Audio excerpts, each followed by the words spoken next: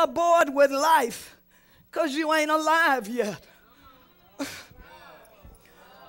People that are not alive, they get bored, they get agitated, it gets on their nerves, so much stuff, and you wondering why. You can go to your favorite place, but your favorite place don't bring no favor. You can be around your favorite people, but your favorite people don't bring no joy. You can be in a place doing what you thought you loved to do, but all of a sudden it be a... How many of you been going through that?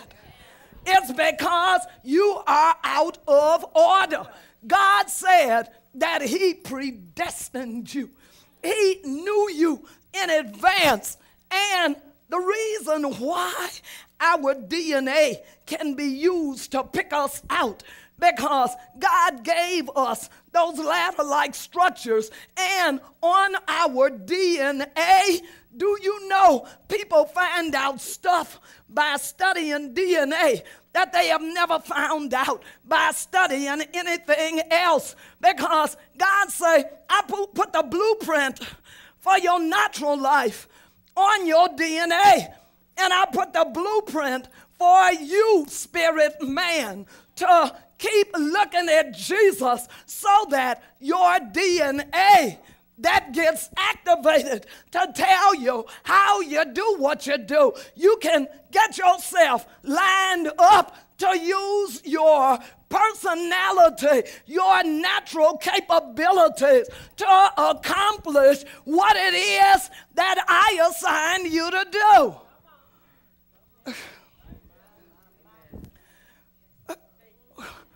What you are in the natural is a slight clue of what it is that you're going to be doing in eternity.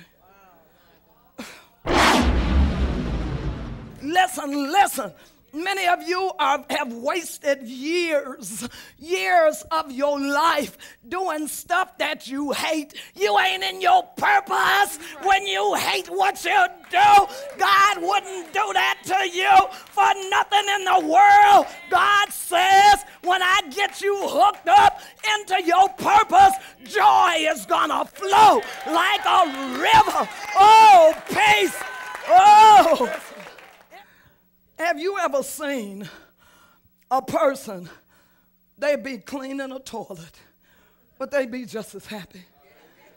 It's not the stuff that they messing with, but it's that God will put them in a quiet place where they can think and they can visualize, and artistic capabilities begin flowing up out of them, because it ain't nothing to do with what's going on around you, but it has everything to do with what's going on the inside of you. Listen, sometimes, that's right, many of you all are running from something that would be the greatest thing in your life.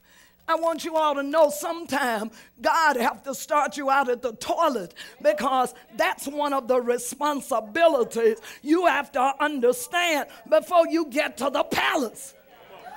He's the one, he is the author of life.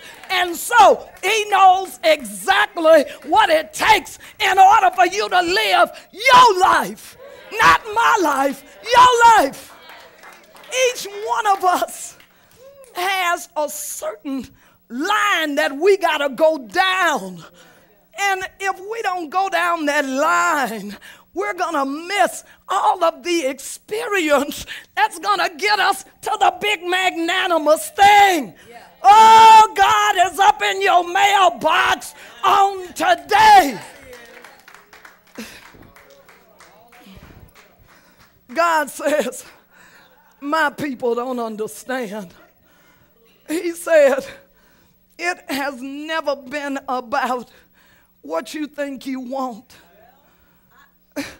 That's why you don't get happiness out of it, because how many of you have been doing stuff for the past few years that you thought you just had to do it?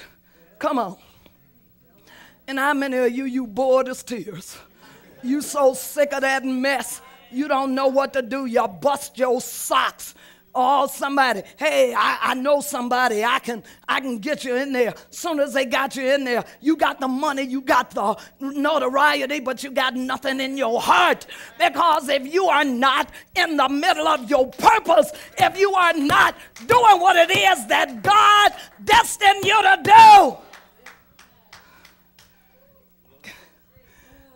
I wouldn't care if President Bush sat on top of your desk and gave you $100 bills for lunch.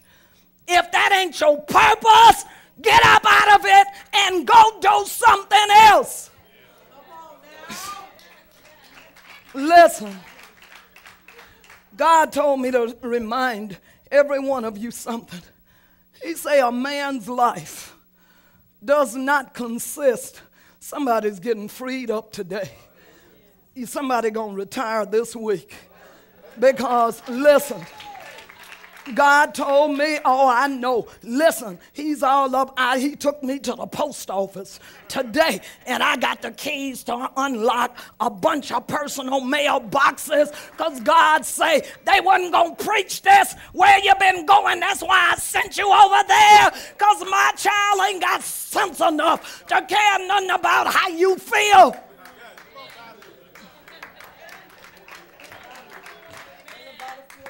Listen, time is a gift that has been given to us, not to have no hot time in New Orleans tonight, not to be out in people's faces trying to be popular.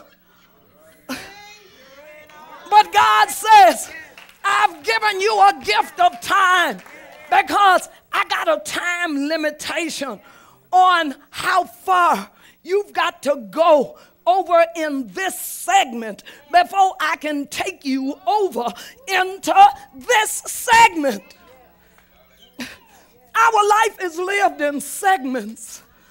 And if you spend past your time in a segment that wasn't for you in the first place, you're going to be so confused until you are not even going to recognize it when God brings you to the place.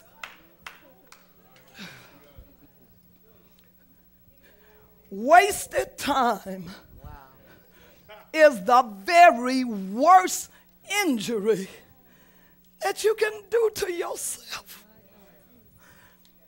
And God's kids at wasting so much time. Let me tell you something. When you submit yourself unto God and you say, Lord, I don't care where I wind up.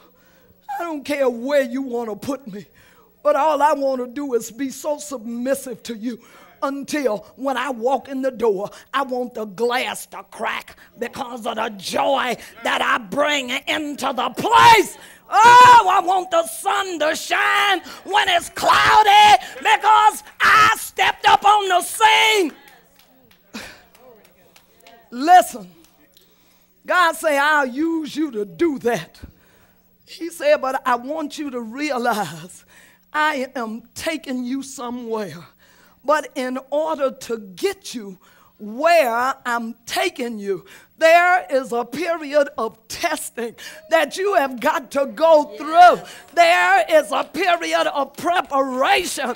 And listen, no matter what the preparation entails, you got to be willing to lean back and lay back on me and say, Lord, I know you got me covered. Take me where it is that you want me to go.